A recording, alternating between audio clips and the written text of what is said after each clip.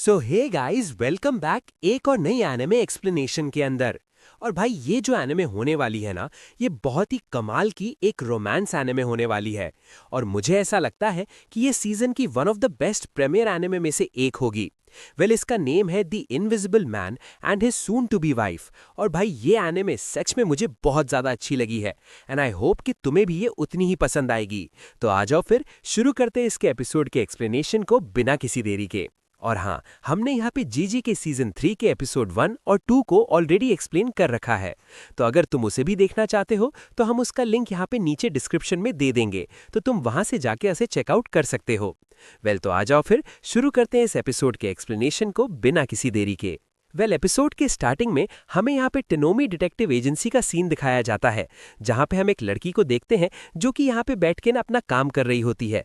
और मैं तुम्हें बता दूं कि भाई इस लड़की का नाम याकू है और ये ना यहाँ पे अंधी है। इसके बगल में आके एक बंदा बैठता है और इसका नाम हमें यहाँ पे टोनोमे बताया जाता है। याकू बोलती है, टोनोमे सन आप यहाँ पे?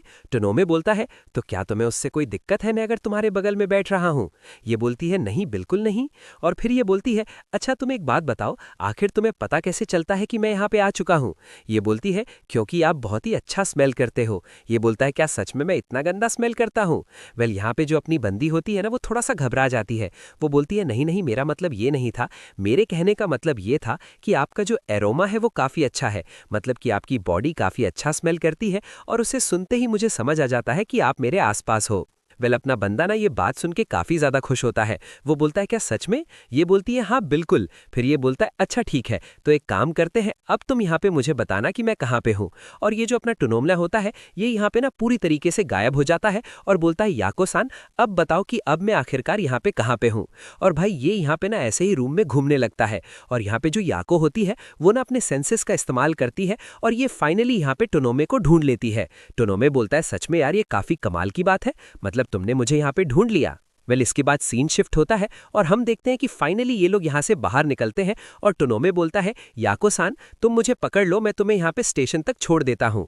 फिर टोनोमे इसे पकड़ती नहीं है, वो बोलती है, नहीं मैं ऐसे ही जाने का ट्राई करती हूँ। टोनोमे बोलता है कि नहीं ऐसा नहीं कर सकते, मतलब मैं तुम्हारे साथ आया हूँ तो मैं तुम्हें ऐसे कैसे छोड़ सकता हूँ। और वो यहाँ पे फोर्सफुली ना याको को अपना हाथ पकड़वा देता है। इसके बाद सीन शिफ्ट होता है और हम देखते हैं कि फाइनली जो अपनी याको है ना वो अपने घर पे पहुंच चुकी होती है और वो वहां पे जाके ना अपने बेड पे लेटी होती है और उसे यही सब याद आ रहा होता है कि आज क्या क्या हुआ, मतलब कि आज फाइनली पहली बार जो टोनोमे है उसने यहाँ पे याको को बाहर जाने के लिए पूछा और ये कहीं ना कहीं याको को ना एक डेट जैसा लग रहा था। और यहाँ पे याको थी वो काफी ज्यादा खुश नजर आ रही होती है और भाई ये काफी ज्यादा ब्लश किए जा रही होती है, मतलब इसे बिलीव नहीं हो रहा होता ये सब सच में हुआ है। यहाँ पे सीन शिफ्ट होता है और हमें यहाँ पे अगले दिन का सीन दिखाया जाता है जहाँ पे जो अपनी याको है वो वापस से ऑफिस में होती है और वो खुद से ही बात कर रही होती है।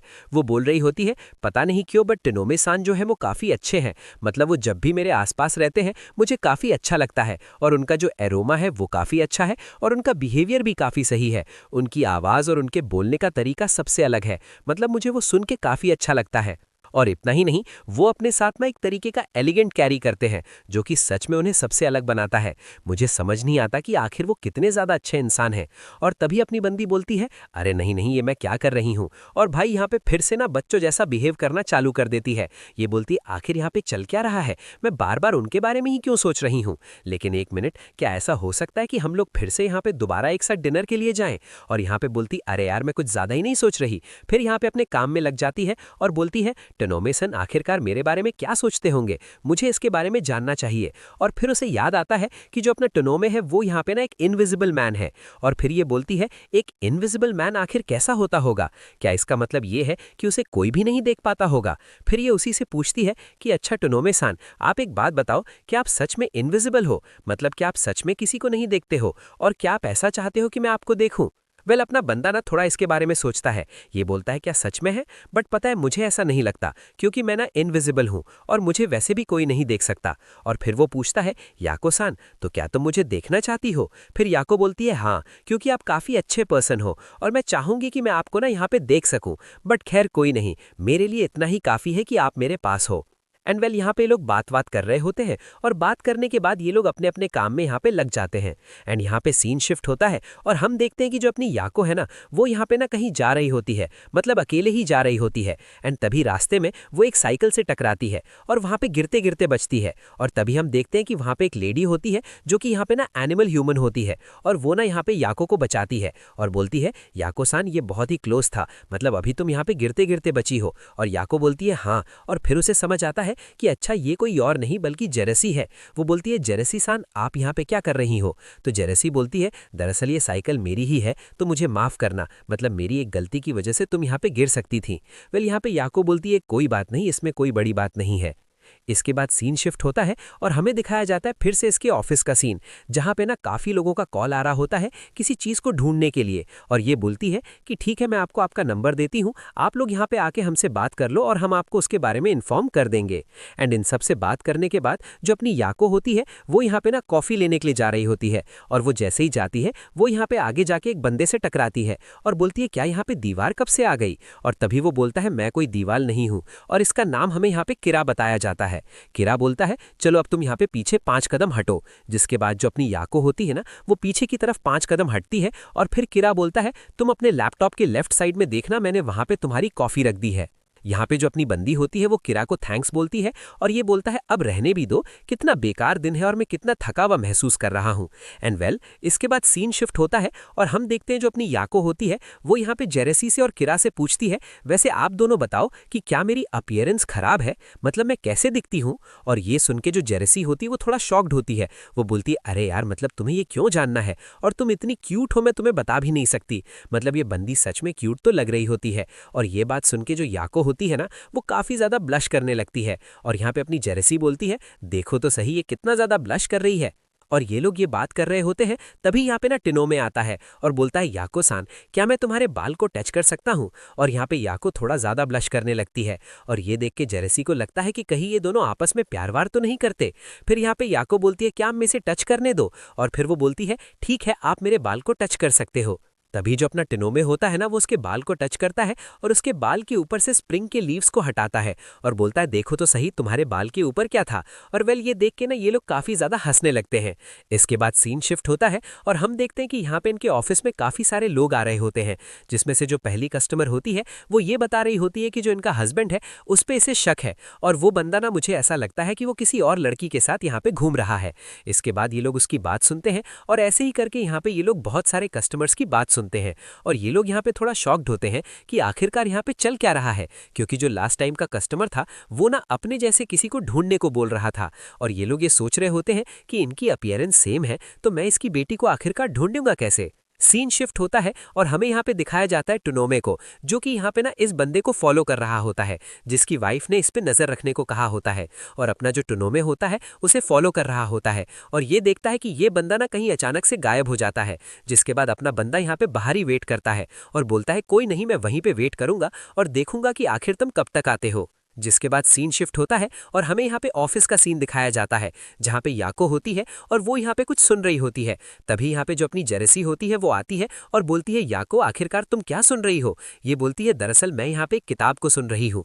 और ये बोलती है क्या सच में? ये बोलती है हाँ बिल्कुल, ये यहाँ पे ना एक तरह का रिकॉर्डिंग है, तुम इसे सुन सकती हो। और अपनी जेरेसी भी इसे सुनती है और उसे ये काफी अच्छा लगता है और वो बोलती है मुझे नहीं पता था कि तुम यहाँ पे रोमांटिक चीजें भी देखना पसंद करती हो।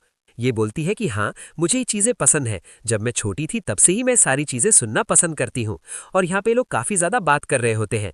जिसके बाद सीन शिफ्ट होता है और हम देखते हैं कि यहाँ पे सबके घर जाने का टाइम हो चुका होता है, बट जो अपना टुनोमे होता है वो अभी तक काम से वापस नहीं आया होता है। और यहाँ पे जो अपनी याको होती है वो थोड़ा डर रही होती है कि पता नहीं यहाँ पे क्या हो गया कि अभी तक टुनोमे वापस नहीं आया है। और ये लोग उसे पूछती भी हैं, ये लोग बोलते हैं नहीं हमें इसके बारे में कोई आइडिया नहीं है। और तभी अचानक से अपनी बंदी बोलती है टुनोमे सन आपका स्वागत है। बट तभी हम लोग देखते हैं कि भाई यहाँ पे तो कोई होता ही नहीं है।